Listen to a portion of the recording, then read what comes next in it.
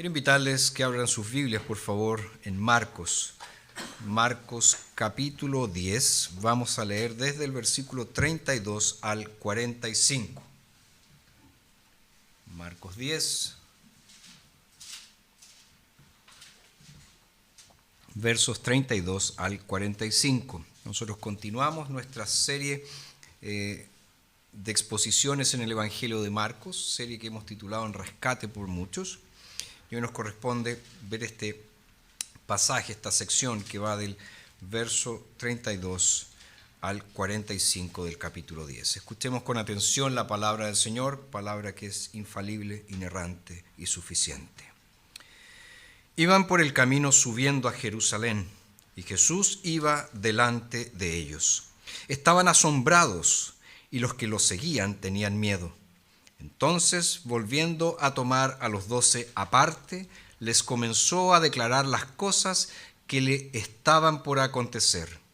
He aquí subimos a Jerusalén, y el Hijo del Hombre será entregado a los principales sacerdotes y a los escribas. Lo condenarán a muerte y lo entregarán a los gentiles. Se burlarán de él, lo escupirán, lo azotarán y lo matarán. Y después de 3 días resucitará. Entonces Jacobo y Juan, hijos de Zebedeo, se acercaron a él y le dijeron: Maestro, queremos que nos concedas lo que pidamos. Él les dijo: ¿Qué quieren que haga por ustedes? Ellos dijeron: Concédenos que en tu gloria nos sentemos el uno a tu derecha y el otro a tu izquierda. Entonces Jesús les dijo: No saben lo que piden. ¿Pueden beber la copa que yo bebo o ser bautizados con el bautismo con que yo soy bautizado? Ellos dijeron: Podemos. Y Jesús les dijo: Beberán la copa que yo bebo y serán bautizados con el bautismo con que yo soy bautizado. Pero el sentarse a mi derecha o a mi izquierda no es mío concederlo, sino que es para quienes está preparado. Cuando lo oyeron los 10, comenzaron a enojarse con Jacobo y Juan. Pero Jesús los llamó y les dijo: Ustedes saben que los que son tenidos por principales de los gentiles se enseñorean de ellos y sus grandes ejercen autoridad sobre ellos. Pero no es así entre ustedes. Más bien, cualquiera que anhele hacerse grande entre ustedes será su servidor. Y cualquiera que anhele ser el primero entre ustedes será siervo de todos. Porque el Hijo del Hombre tampoco vino para ser servido, sino para servir y para dar su vida en rescate por muchos. Miedo, inconsistencias, enojos son algunas de las tristes características que se presentan no solo en personas del mundo, sino también en muchos cristianos. Por lo general, el miedo surge de nuestra vista corta, es decir, de nuestra incapacidad para ver con claridad el plan de Dios. Las inconsistencias también fluyen de lo mismo, ya que cuando no comprendemos bien las palabras de Cristo, tenemos la tendencia de buscar cosas inapropiadas, cosas que están completamente fuera de lugar. Y los enojos muchas veces son el resultado de nuestros juicios, que a su vez se manifiestan en el instante en que creemos que nos han pasado a llevar, en que creemos que nos han pisoteado, que creemos que nos han humillado. Y fíjense que en nuestro texto de hoy vemos cada una de estas 3 características. Vemos el miedo de los discípulos en la medida en que Jesús se acerca a Jerusalén, lugar donde finalmente sería asesinado. Vemos también las inconsistencias, ya que después de oír estas solemnes palabras de Jesús acerca de su sacrificio, Juan y Jacobo están más preocupados por obtener una posición de reconocimiento. Y vemos también el enojo en la reacción de los discípulos al pedido de estos 2 hijos de Zebedeo, de estos 2 hijos del trueno. Pero fíjense que Jesús, ¿qué hace? Él toma los miedos, toma las inconsistencias, toma los enojos para enseñarle a sus seguidores, para enseñarle a sus discípulos acerca de la naturaleza sacrificial del servicio cristiano. Y es esa naturaleza sacrificial que, si ustedes van a comprender, es la base de toda la obra de Cristo en la cruz del Calvario. Jesús está próximo a llegar a Jerusalén. Va en ascenso a la ciudad de David. La hora final está más cerca. La cruz ya comienza a ser vista en el horizonte. Y será en Jerusalén donde Jesús cumplirá su obra de dar su vida en rescate por muchos. Pero aún hay tiempo para enseñar a los discípulos lecciones importantísimas. Fíjense, Jesús jamás perdió el tiempo. Nosotros somos mandados a hacer para perder tiempo. Jesús jamás perdió el tiempo, jamás se distrajo. Siempre estuvo enfocado en su misión, enfocado en lo que tenía que hacer. Su mente estaba enfocada, como nos dice la Escritura, en acabar la obra que el Padre le había encomendado. Y sabía muy bien que él debía preparar a los suyos, debía cuidar de ellos, debía instruirlos y amarlos hasta el fin. Ellos debían entender que Jesús había venido para rescatar a muchos del pecado, de la muerte y de Satanás. Y que ese servicio sacrificial debía caracterizar la vida de ellos como sus discípulos.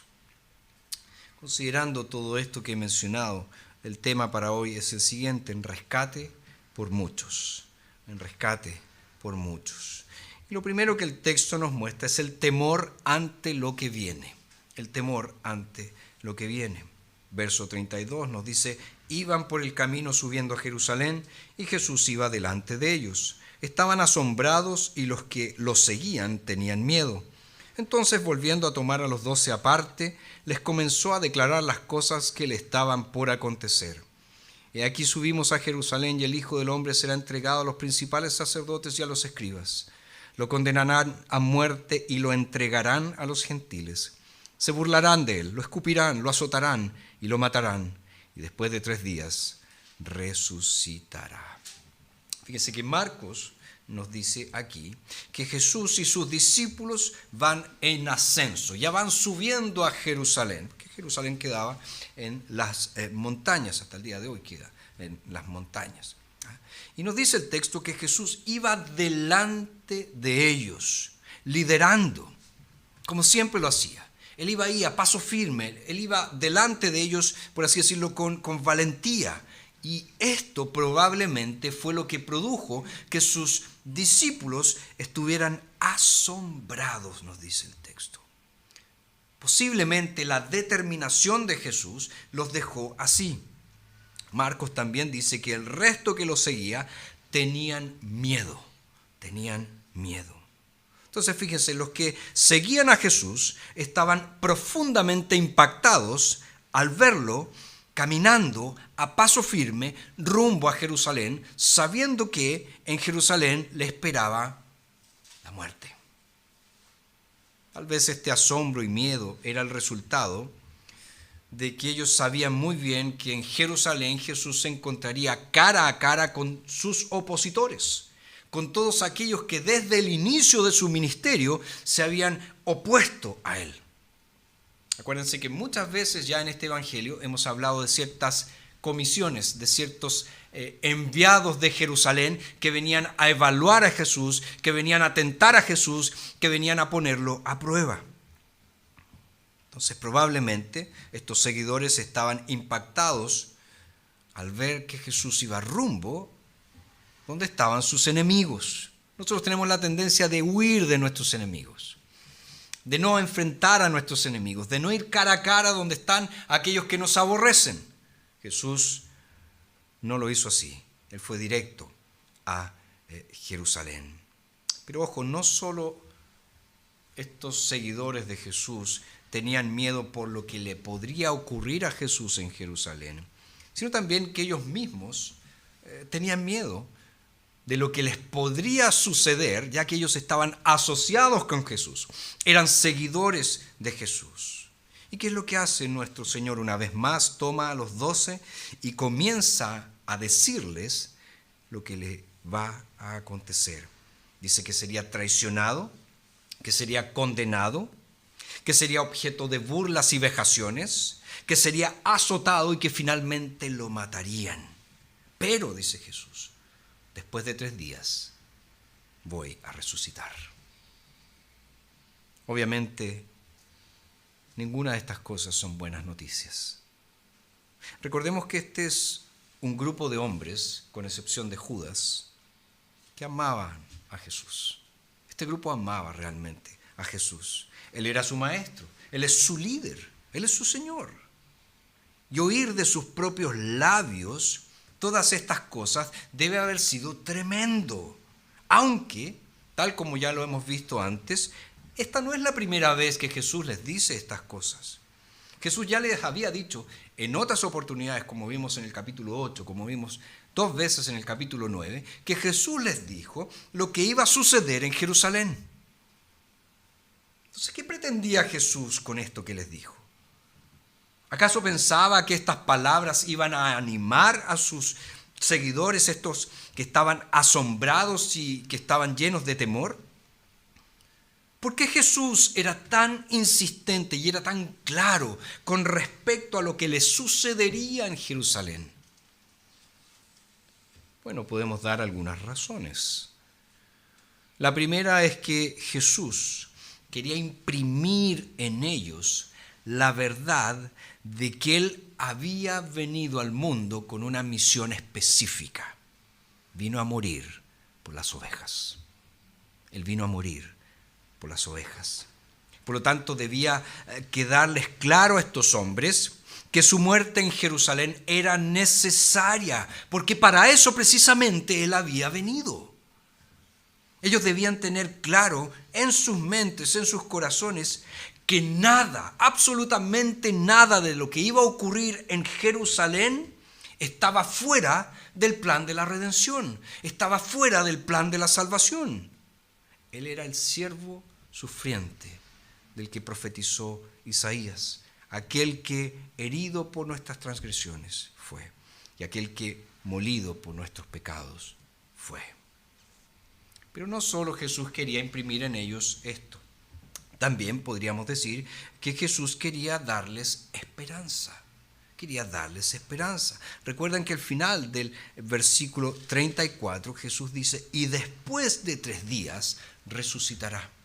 Y después de 3 días resucitará. Habría sufrimiento, sí. Habría muerte, sí. Pero eso no sería el fin. Ese no sería el fin. 3 días después de su muerte se levantaría de la tumba. Vemos, por tanto, que las palabras de Jesús aquí están cargadas de realidad, pero también están cargadas de esperanza. Dice que va a morir, dice que sería tratado de una manera terrible, pero a la vez les da una esperanza cierta, segura. Voy a resucitar, voy a resucitar. Queridos, si Jesús no resucitó, como dice el apóstol Pablo, nuestra fe es vana. Es decir, no sirve para nada y todas las personas deberían tener pena de nosotros, deberían tener lástima de nosotros. ¿Por qué? Porque creemos en la resurrección. Y creemos en la resurrección, ¿por qué? Porque Jesús resucitó. Y no solo eso. Si Cristo no resucitó, como dice Pablo en 1 Corintios 15, nuestros pecados no han sido expiados. Porque la prueba de que el Padre aceptó el sacrificio de Cristo estuvo en el hecho de que Él resucitó al 3er día. Y la ira de Dios fue propiciada. El Evangelio, entonces, estas buenas nuevas de salvación en Cristo Jesús, en el Hijo de Dios, es que Él ha muerto por nuestros pecados, pero que Él ha resucitado para nuestra justificación, como dice Pablo en Romanos 4. Por lo tanto, la cruz más la resurrección son las buenas nuevas de la salvación en Cristo Jesús. Queridos, si no entiendes esto, tienes un evangelio incompleto. Si no entiendes que el evangelio es la cruz más la resurrección, tu evangelio es incompleto. Si no captamos la importancia de la resurrección, nunca descansaremos en los beneficios que ella nos concede. Estudiamos hace unos días, hace unas semanas, el Catecismo de Heidelberg en la pregunta 45, que dice, ¿qué nos aprovecha la resurrección de Cristo? ¿Qué beneficios tenemos de la resurrección de Cristo? Y la respuesta es, primero, por su resurrección ha vencido la muerte para hacernos participantes de aquella justicia que conquistó por su muerte. En tus momentos de miedo, en tus momentos de perturbación, te consuela la resurrección.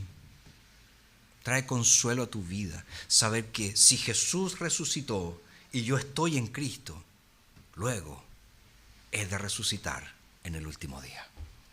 Eso trae consuelo a tu vida. Jesús fue claro y directo con sus discípulos. Él iba a morir, sí, pero también al tercer día iba a resucitar. Tenemos entonces, en primer lugar, temor ante lo que viene. En segundo lugar, el pedido irreflexivo. El pedido irreflexivo. Todo indica que los discípulos de Jesús aún seguían, como ya hemos visto en varias partes del Evangelio de Marcos, con su visión espiritual bastante oscurecida. No veían todavía con plenitud. Porque ante la solemnidad, ante la reverencia de las palabras de Jesús, uno esperaría una reacción diferente, ¿no es verdad? Si Jesús acaba de anunciar que en Jerusalén iba a morir, ¿qué esperaríamos nosotros? Que estuvieran todos un poco preocupados, que estuvieran rogándole al Padre que cuidara del Hijo. Pero Marcos nos dice que Jacobo y Juan se acercan a Jesús con un pedido, con una solicitud bastante particular. Maestro, queremos que nos concedas lo que pidamos. Él les dijo, ¿qué quieren que haga por ustedes? Ellos dijeron, concédenos que en tu gloria nos sentemos el uno a tu derecha y el otro a tu izquierda.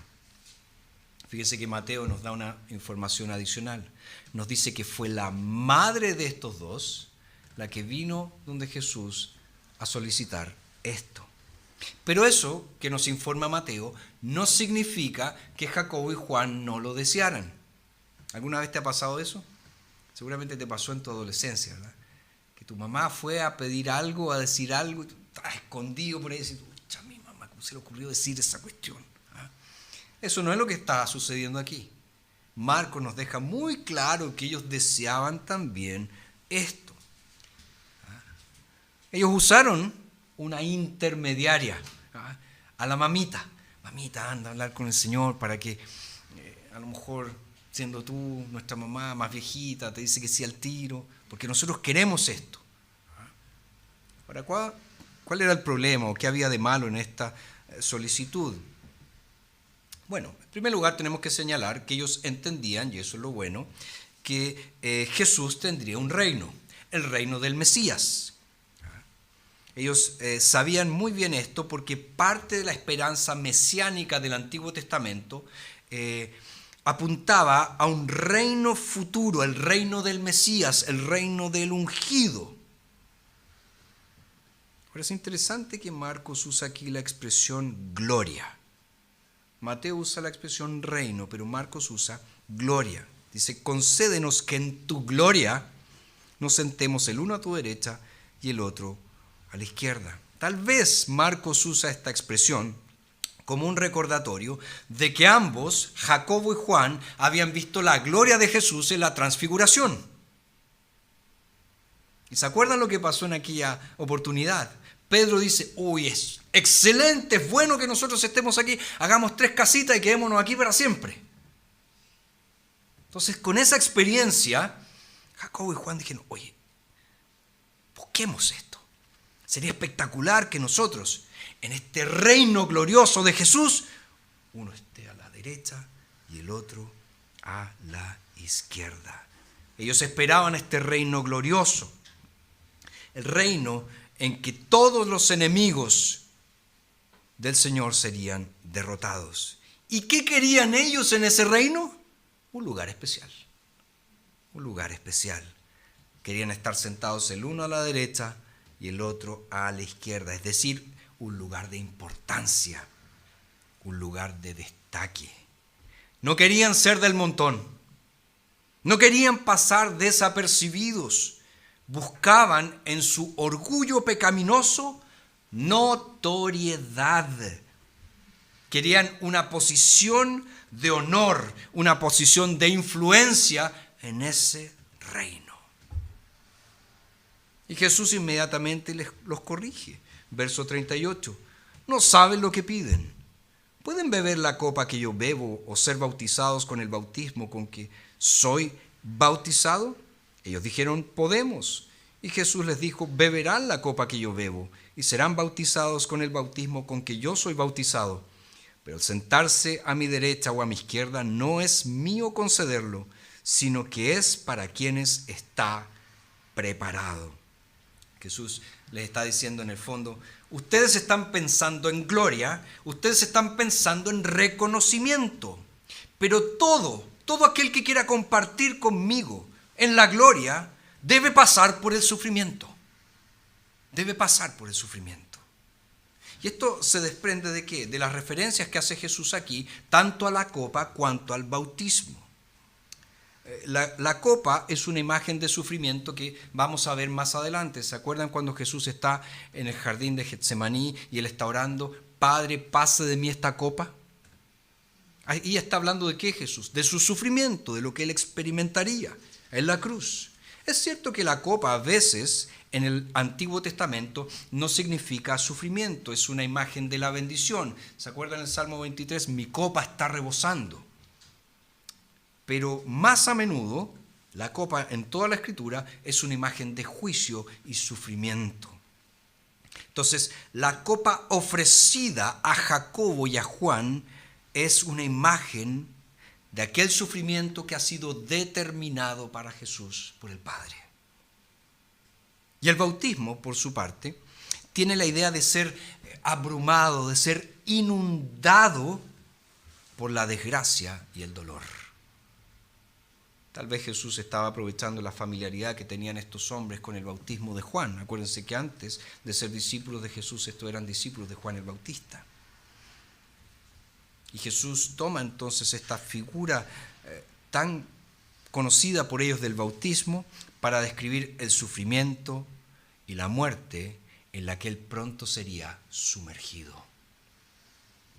Ahora la respuesta de los discípulos fue: podemos. ¿Pueden beber de la copa y del bautismo? ¿Pueden experimentarlo? Y ellos dijeron, podemos. Y Jesús les dice, sí, de hecho pueden y van a experimentarlo. Acuérdense que ya en el capítulo 8 nosotros vimos que Jesús habló del costo del discipulado. Y en el costo del discipulado era tomar la cruz. Es decir, ir a la muerte, estar dispuesto a morir por el Señor. Por lo tanto, Jacobo y Juan debían tener en cuenta eso. Ahora, por lo que nosotros leemos más adelante en la Escritura, en el libro de los Hechos, en el capítulo 12, sabemos muy bien que Jacobo efectivamente pasó por eso. Él fue decapitado, él fue martirizado, él murió. Y con respecto a Juan, sabemos por lo menos por el Apocalipsis que estamos estudiando que él al final de sus vidas estaba exiliado por causa de la fe en la isla de Patmos. Es decir, sufrieron también por causa de Cristo. Pero ojo, en ningún caso esos sufrimientos que ellos experimentarían por ser discípulos de Jesús les permitiría acceder a aquella posición que ellos estaban anhelando tanto. Por eso Jesús concluye en el verso 40. Pero el sentarse a mi derecha o a mi izquierda no es mío concederlo, sino es para quienes está preparado. ¿Qué quiso decir Jesús con eso?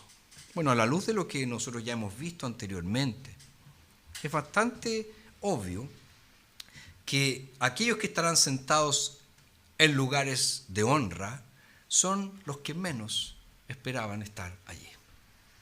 ¿Se acuerdan que Jesús dijo que el reino de los cielos es como aquellos que son como los niños? Es decir, los menos importantes, los despreciados, los que no tienen virtud alguna. Entonces probablemente Jesús está diciendo aquí, los que estarán en sitiales de honra son los que menos esperan ustedes, son los que menos esperan. En efecto, la respuesta de Jesús fue descartar la preocupación por el estatus que subyace en la solicitud de estos hermanos. Querían reconocimiento, querían honor, querían influencia. ¿Cuántas veces nosotros estamos preocupados por eso? ¿Cuántos son los que luchan, pelean o bien se esfuerzan por ocupar lugares de destaque? Entran a un trabajo y quieren ser el gerente general. Entran en la política y quieren ser presidente de la república. Se candidatean para ser presidente de curso, representante de los papás. Las personas están obsesionadas por el reconocimiento. Las personas están obsesionadas por estar al lado de aquellos que son importantes. Y tristemente vemos eso incluso en la iglesia. Incluso en la iglesia. Jesús nos dice, si quieres compartir algo conmigo, que ese algo sea el sufrimiento. Si quieres compartir algo conmigo, que sea el sufrimiento. ¿Estamos dispuestos a eso? ¿O queremos la gloria sin la cruz? Queremos la gloria sin la cruz. Vemos entonces el temor ante lo que viene, el pedido irreflexivo y por último, el servicio sacrificial. El servicio sacrificial. Marcos nos dice en el verso 41, cuando lo oyeron los 10, nosotros, comenzaron a enojarse con Jacobo y Juan. Aquí tenemos que tener mucho cuidado, mucho ojo. No es que ellos se hayan enojado contra ellos por lo que pidieron, sino más bien por haberlo pedido para ellos solamente.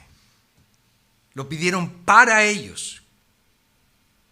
Encontraron bastante irritante que Jacobo y Juan, hablando en privado con Jesús, estuvieran aprovechando la oportunidad para pedir algo para ellos. ¿Y por qué digo que hablando en privado? Porque el verso 35 nos dice, entonces Jacobo y Juan, hijos de Zebedeo, se acercaron a él. La idea en el idioma original es que lo llevaron aparte. Lo llevaron aparte para hablar en privado con él. Entonces, los otros 10 obviamente se indignaron porque pidieron eso para ellos en vez de pedirlo para el grupo. ¿No has pasado por esa experiencia alguna vez? Formabas parte de un grupo, de una clase, de algo, que todos querían que el profesor cambie la prueba. Estamos acogotados, que cambie la prueba para otro día. Y no aparecía alguno que iba a hablar solito con el profesor. Profesor, estoy enfermo, o voy a tener que viajar, ¿me podría dar la prueba para otro día? Y se la cambian solo a él.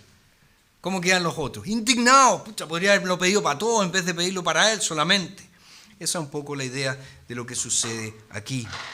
Y ojo que los otros 10 discípulos en realidad no eran mejores que estos 2 hermanos, porque ellos también estaban motivados por el mismo deseo, es decir, obtener lugares de autoridad, lugares de influencia. Por lo tanto, ¿qué hace Jesús en el verso 42? Fíjense, pero Jesús los llamó y les dijo, los llamó a todos, a los 12, vengan, vamos a hablar ahora. Y les dice, ustedes saben que los que son tenidos por principales de los gentiles se enseñorean de ellos y sus grandes ejercen autoridad sobre ellos. Seguramente todos estos hombres, todos estos discípulos, habían visto algo de la pompa que rodeaba a aquellos considerados importantes entre los gobernantes gentiles. Para ellos, dice Jesús, Para ustedes no va a ser como ellos. Verso 43.